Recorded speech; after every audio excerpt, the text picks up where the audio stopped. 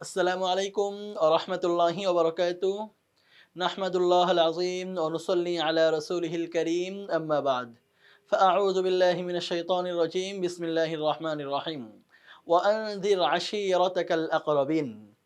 Technique easy এডুকেশনের class থেকে আমি হুমায়ুন কবির। ক্লাসটা যারা ওপেন করেছো, তোমাদের সবাইকে অনেক প্রীতি ও শুভেচ্ছা জানাচ্ছি। আমরা নবম ও দশম শ্রেণীর ইসলাম শিক্ষা বইয়ের পঞ্চম অধ্যায়ের একটা গুরুত্বপূর্ণ পাঠ হযরত মুহাম্মদ সাল্লাল্লাহু আলাইহি সাল্লামের যৌবনকাল, নবুয়ত প্রাপ্তি ও ইসলাম প্রচার, এখান থেকে তোমাদের সাথে কথা বলার চেষ্টা করব ইনশাআল্লাহ। এই পাঠ থেকে যেই বহু নির্বাচনী প্রশ্নগুলো তোমাদের বিভিন্ন পরীক্ষায় আসছে, তোমাদের পরীক্ষায় আসতে পারে এবং তোমাদের জীবনের জন্য গুরুত্বপূর্ণ এমন কয়েকটা বহু নির্বাচনী প্রশ্ন নিয়ে আমরা আমাদের আজকের ক্লাসটা সাজিয়েছি।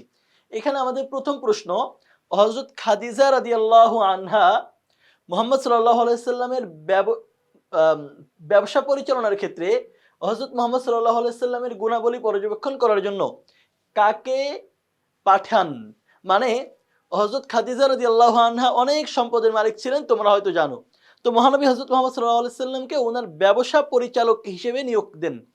তো মুহাম্মদ সাল্লাল্লাহু আলাইহি সাল্লামের মধ্যে কি কি গুণাবলী আছে, কি বৈশিষ্ট্য আছে, উনি কোন সিফাতের অধিকারী, এইগুলো বিশ্লেষণ করার জন্য, এইগুলো দেখার জন্য, পর্যবেক্ষণ করার জন্য খাদিজা রাদিয়াল্লাহু আনহা সাথে একজন লোক পাঠিয়ে দেন।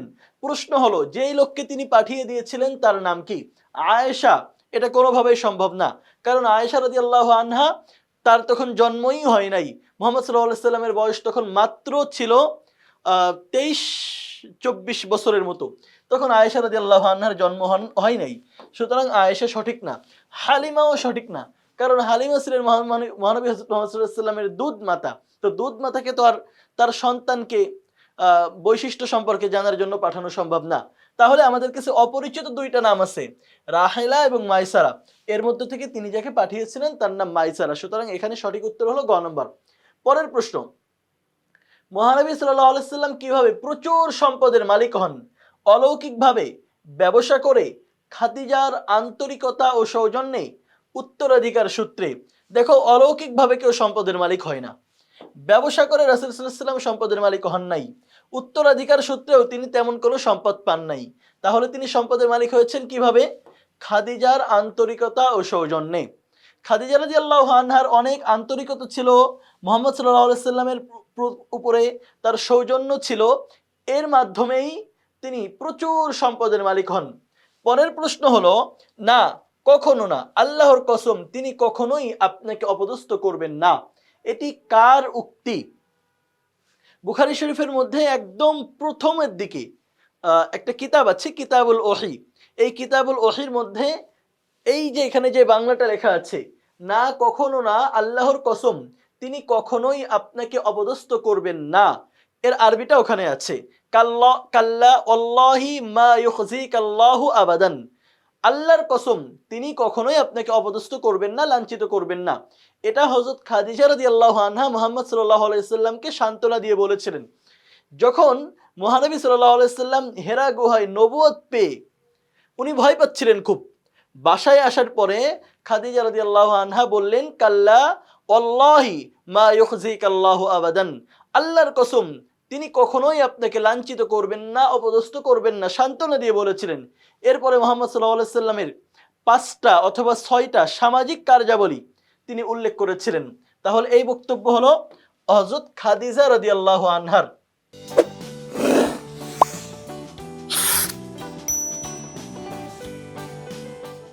কখন মূর্তি পূজারীরা মুহাম্মদ সাল্লাল্লাহু আলাইহি সাল্লামের বিরোধিতা শুরু করেছিল? কাবা ঘরের মূর্তি ভাঙার পর? না, কাবা ঘরের মূর্তি ভাঙা হয়েছিল 8ম হিজরিতে। তখন মুহাম্মদ সাল্লাল্লাহু আলাইহি সাল্লাম মদিনা রাষ্ট্রের প্রধান। এদিক থেকে মক্কায় উনি আসছেন, মক্কা বিজয় হয়েছে, তখন বিরোধিতা শুরু করে নাই। কাবাঘর অবরোধের পর, ইতিহাসে কাবাঘর কখনো অবরোধ হয়েছিল বা মুসলিমরা কখনো কাবাঘর অবরোধ করেছিলেন মূর্তি পূজারীদের বিরুদ্ধে, এমন কোনো প্রমাণ পাওয়া যায় না। খাদিজা রাদিয়াল্লাহু আনহাকে বিবাহ করার পর, উনি যখন খাদিজা রাদিয়াল্লাহু আনহাকে বিবাহ করছেন তখন উনি নবুয়ত পান নাই। সুতরাং এটাও সঠিক না, সঠিক হলো গ নম্বর। প্রকাশ্যে দাওয়াত দেওয়ার পর মুহাম্মদ সাল্লাল্লাহু আলাইহি ওয়াসাল্লাম 40 বছর বয়সে নবুয়ত পান। এরপরে 3 বছর উনি খুবই গোপনে, সন্তর্পণে মানুষকে ইসলামের দাওয়াত দিয়েছেন। যখন নবুয়তের ৩য় বছরে আল্লাহর পক্ষ থেকে আয়াত অবতীর্ণ হলো ওয়াংজির আশিরাতাকাল আকরাবিন, হে নবী আপনার নিকটস্থ মানুষকে আপনি ইসলামের দাওয়াত দেন, কালিমার দাওয়াত দেন, তাওহীদের দাওয়াত দেন।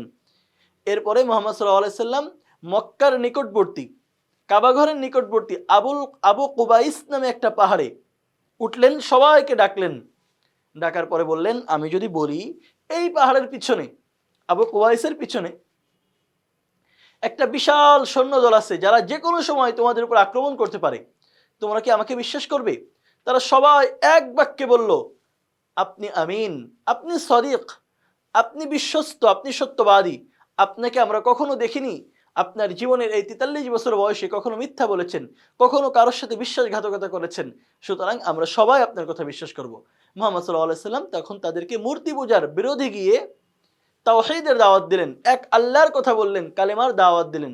তখন অন্য লোক কি বিরোধিতা করবে? মুহাম্মদ সাল্লাল্লাহু আলাইহি সাল্লামের আপন চাচা, ওনার বাবার ভাই আবুল আহাব, আব্দুল মুত্তালিবের ছেলে, বলল, তাব্বান লাক আলিহাদা জামাআতানা, মুহাম্মদ এই কারণে তুমি আমাদেরকে এখানে জমা করেছো, তুমি ধ্বংস হয়ে যাও। মুহাম্মদ সাল্লাল্লাহু আলাইহি সাল্লামের উপরে যখন আবুল আহাব বদদুয়া করলো, আল্লাহ তাআলা এটা সহ্য করতে পারেন নাই। আল্লাহ বললেন, তাব্বাত ইয়াদা আবি লাহাবি ওয়া তাব, সূরা লাহাবের পরিপূর্ণ 5 আয়াত অবতীর্ণ হলো এবং আবুল আহাবেরই কেই ধ্বংসের ব্যাপারে আল্লাহ বলে দিলেন। তো মূর্তি পূজারীরা যখন প্রকাশ্যে তিনি দাওয়াত দেওয়া শুরু করেছেন, তাওহীদের দাওয়াত দেওয়া শুরু করেছেন, মূর্তি পূজার বিরোধী বলেছেন, তখনই সমস্ত মূর্তি পূজারীরা মুহাম্মদ সাল্লাল্লাহু আলাইহি সাল্লামের বিরোধিতা শুরু করে। পবিত্র কাবা শরীফে হাজরে আসওয়াদ স্থাপন নিয়ে জটিলতা নিরসনে নবী সাল্লাল্লাহু আলাইহি সাল্লাম পরিচয় দেন। রাসূলুল্লাহ সাল্লাল্লাহু আলাইহি সাল্লামের তখন বয়স সম্ভবত ৩৫ বছর, এমনই ইতিহাস থেকে পাওয়া যায়। তো ওই সময় পবিত্র কাবাঘর পুনর্নির্মাণ করা হয় এবং ওখানে যে কালো পাথরটা আছে হাজরে আসওয়াদ, ওইটা কে হাতে করে নিয়ে, কোন গোত্র হাতে করে নিয়ে বসাবে তার জায়গায়, যেহেতু কাবাঘর পুরোটাই ভাঙ্গা হয়েছে, নতুন করে গড়া হয়েছে, তো তার জায়গায় কে বসাবে সেটা নিয়ে বিশাল এক জটিলতা শুরু হয়ে যায়। এমনকি কোনো কোনো গোত্র রক্তের ভিতরে প্রাণী জবাই করে সেই রক্তের ভিতরে হাত ডুবায় কসম করে যে আমাদেরকে যদি এইটা দায়িত্ব না দেওয়া হয় তাহলে আমরা রক্তপাত শুরু করে দিব, রক্তের মধ্যে হাত দিয়ে তারা কসম করে। এমনও বেশ কিছু ইতিহাস থেকে পাওয়া যায়। তো রাসূলুল্লাহ সাল্লাল্লাহু আলাইহি সাল্লাম তখন নবী হন নাই, কিন্তু ওনার মধ্যে বিচক্ষণতা ছিল, ওনার মধ্যে নেতৃত্ব ছিল, যোগ্যতা ছিল। তো উনি ওটা জটিলতাটা নিরসন করেন। প্রশ্ন হলো, এই জটিলতা নিরসনে মুহাম্মদ সাল্লাল্লাহু আলাইহি সাল্লাম কিসের পরিচয় দেন? সত্যবাদিতার, বিচক্ষণতার, নাকি নিরপেক্ষতার? দেখো এখানে সত্যবাদিতার কোনো কিছু হয় নাই, বরং এখানে হয়েছে বিচক্ষণতা এবং নিরপেক্ষতা। সুতরাং 2-3 সঠিক, 2-3 আছে গ নম্বরে। আমরা এখান থেকে গ নম্বরকে সঠিক হিসেবে গ্রহণ করছি। পরের ক্লাস দেখার আমন্ত্রণ রইল। এর পরের ক্লাসটা আমাদের খোলাফায়ে রাশেদিন, 4 জন খলিফার জীবনী নিয়ে। ততক্ষণ পর্যন্ত সবার জন্য অনেক শুভকামনা। আল্লাহ হাফেজ। আসসালামু আলাইকুম ওয়া রাহমাতুল্লাহি ওয়া বারাকাতুহু।